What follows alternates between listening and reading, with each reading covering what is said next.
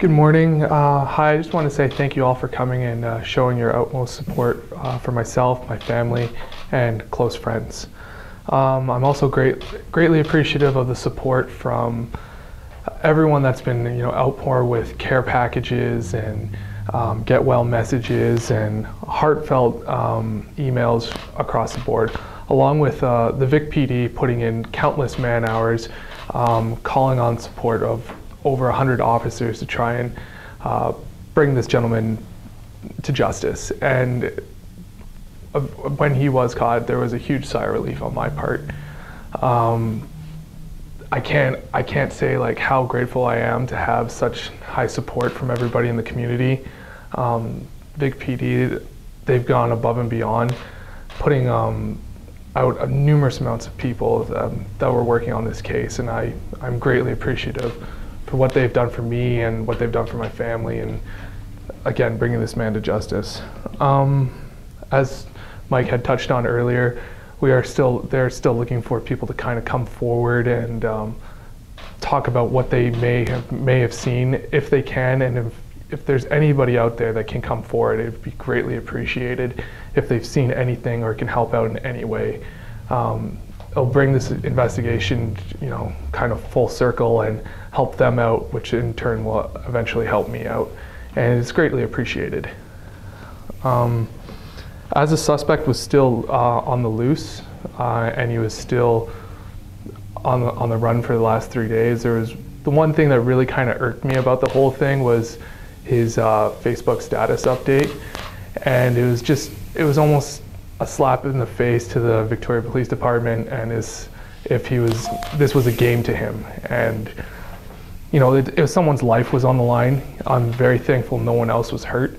I'm very thankful that no one else was seriously injured, because there was open fire and numerous people could have been hurt, and it's really not a game. It's someone's life on the line, and I hope that nobody in this room has to go through what I've gone through, or have people that have ever been shot, or you put yourself in that situation. I really don't wish that upon anybody.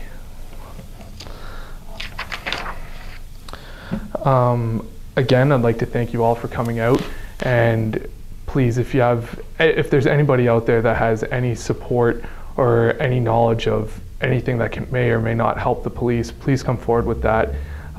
It's greatly appreciated. It'll help their investigation go on, and like I said, these are the kind of things that don't generally happen in Victoria. It's not the type of city where you would expect this to happen, and like I said, if anyone has seen anything like this, if you could please come forward to help out, it'd be greatly appreciated. Thanks.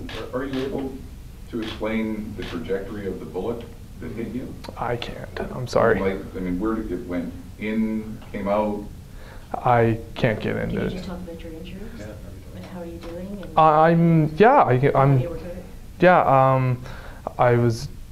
I was shot in the leg, and I'm doing quite well now. I was released from the hospital Monday, and I was on crutches at first, but I just felt that it's in my, I'm a very active person. I'm in sports and everything like that, and I just felt that if I kept the mobility going, eventually everything would come around full circle, and I can walk right now. I'm able to get back into the gym and kind of start my rehab and that process. Can you talk about the emotional and mental impact of actually being shot above the physical?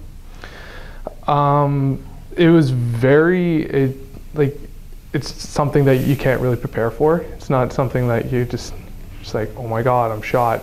My first initial reaction was I'm shot, and I was just telling my friends to get down and everybody else to kind of get down. But as soon as I made it inside, I realized that I had to stay calm. I didn't want more blood or the blood to be rushing to where I'd been hit. So I just knew I had to stay calm. I was confident in the fact that police and paramedics were on their way and that I'd be taken care of. Was there a degree of unbelievability that this had actually happened? What was going through your mind?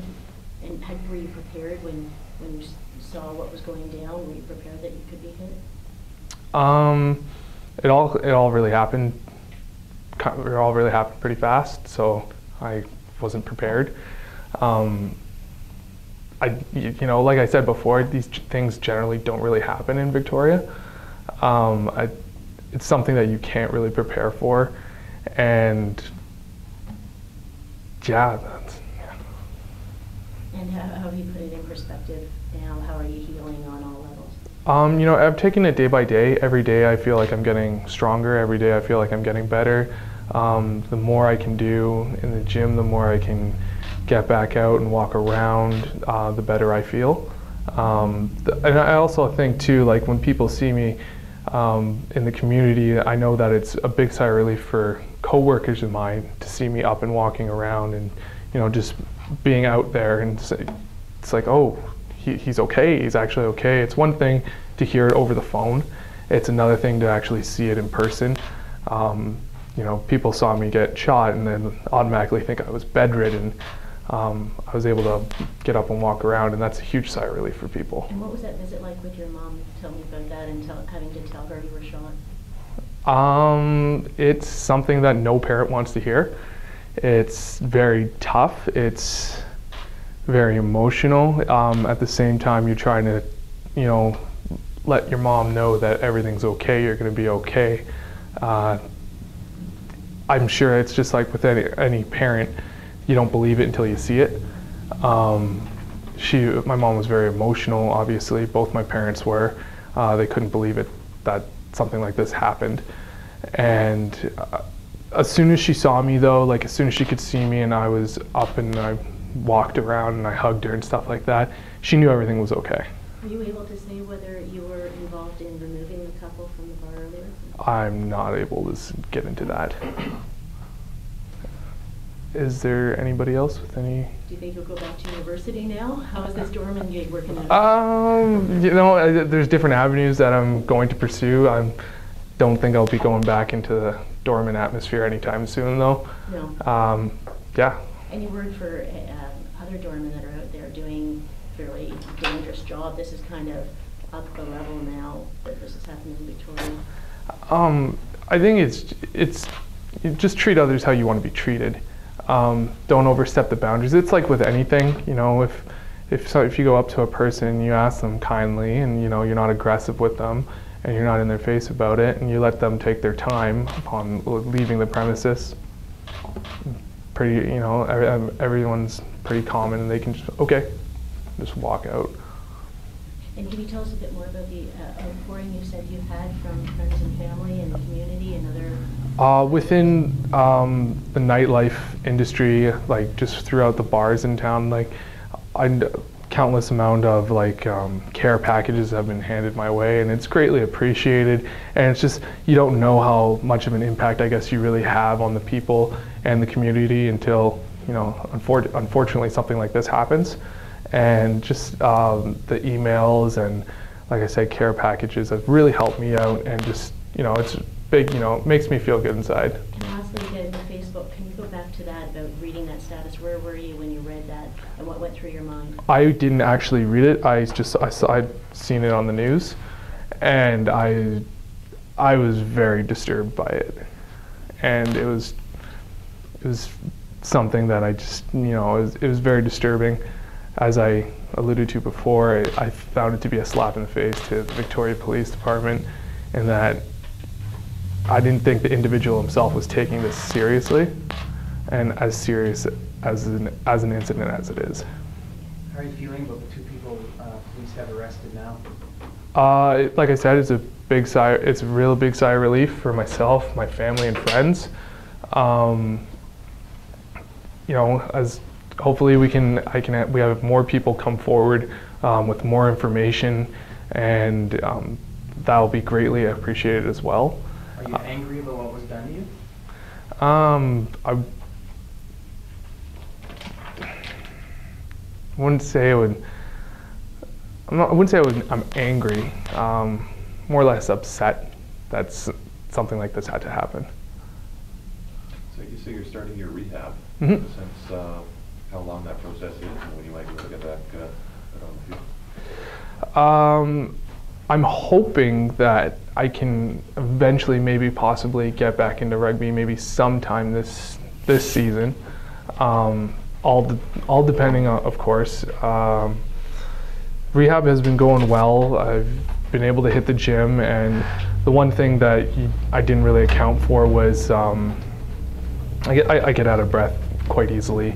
My stamina isn't what it used to be, and it's just kind of shocking because I'm a guy that kind of keeps himself in shape, works out consistently, and tries to do the right thing. And it's a process like anything. So I just got to take it day by day and just kind of push myself further each and every day.